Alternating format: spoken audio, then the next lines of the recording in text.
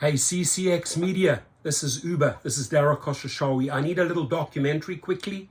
Here are the talking points. And by the way, use that same driver. Use that same driver we paid for our other interviews. And use, oh, by the way, use those same riders again for this documentary. I'll put you together with them and get this out ASAP.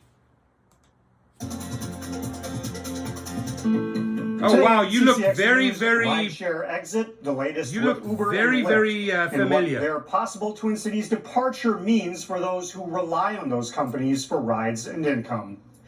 A decision on rideshares by the Minneapolis City Council may have far-reaching consequences. As Kevin Miller reports, both drivers and riders paid, are baby. feeling uneasy. Paid.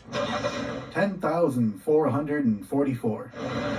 That's a rough estimate on how many rides Lyft driver doesn't he look familiar? has given in the past 5 years. Doesn't he look familiar? Enjoy the job. It's an easy, flexible job. He hauls folks across the Twin Cities. You sold out, bro. Wherever they need to go. I'd take anybody. That's how you make the money. You know, you take as many rides as you can.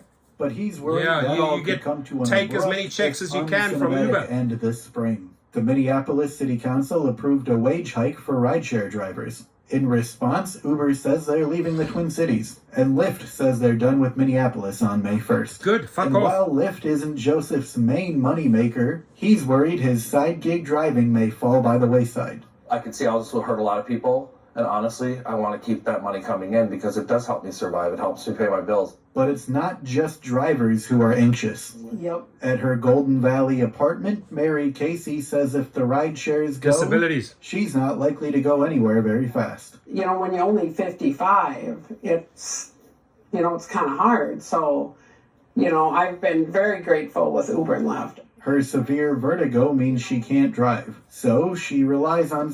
I want you guys to pay attention to the theme here, right? The stories that have been pushed out, right? Get the people with disabilities in and get that same... Why don't they have different drivers? No, they're using the same driver.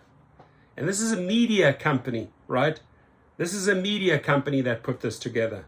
There is money involved here, right? This is a non-profit pushing out the story. Get us a little story together. Why don't you step forward, little media company, and tell us how much Uber paid you for this? And driver, please be honest with us, dude. How much did Uber and Lyft pay you to go on to Fox and then hook up with these CCX Media, whatever they're called? It is so see-through what they're doing. It is so see-through because there's only one mood, baby. It's the CEO mood, right? There's only one mood out there. services like Metro Mobility and ride shares to get where she needs to go. If I want to Taxis, go meet friends bicycle, for dinner or for drinks or taxis. go shopping or just, to get out of here, I have that. Uber and Lyft give her quick access to transit, but if the ride shares disappear, so does her autonomy. When you lose your independence, it's a hard thing to adjust to. And to know that it might be going away, there goes the independence again. Both Casey and Joseph are calling on state lawmakers to keep the ride shares in town. I hope that there's every resource possible to get Uber and Lyft to stay. Act now. Act now. I'm paid by Lyft. Act now. City council should not be... Dude, you are ashamed, dude. After all the work that these drivers have done fighting for the minimum, here you are doing the rounds. Act now. Shame on you, dude. And then I've had a couple of drivers... Oh, he could be legit. He could be. But what's not legit is the timing of his appearances and his timing on all of these outlets, along with the same group of disabled people selling the same bullshit, right? Trying to convince the public, trying to influence the public. This is why they push these things out. So don't have any driver out of Minneapolis dare question, right? This fake setup and then still say, oh, you should apologize to the driver. I ain't apologizing to this fool. He's a sellout, right? He is demolishing, he is destroying everything these people have done, the hours, the protests, them getting off the app, sacrificing the time for the good of all drivers. And then there's this little hoe here who pimps himself out for a couple of dollars. Shame on you, dude.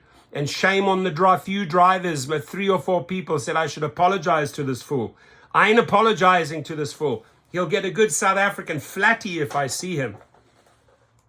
To control a whole metro or state. Kevin Miller, CCX News. Yeah, Kevin Miller, baby. How much did they pay you to put the CCX bullshit together? Come on, ladies and gentlemen. Let's get this out, right? Minneapolis public, Minneapolis riders, are you falling for this nonsense? This is pre-orchestrated, prepaid propaganda by the companies to touch you, right? To touch your heart, your soul. Don't fall for the nonsense, man. We're better than that.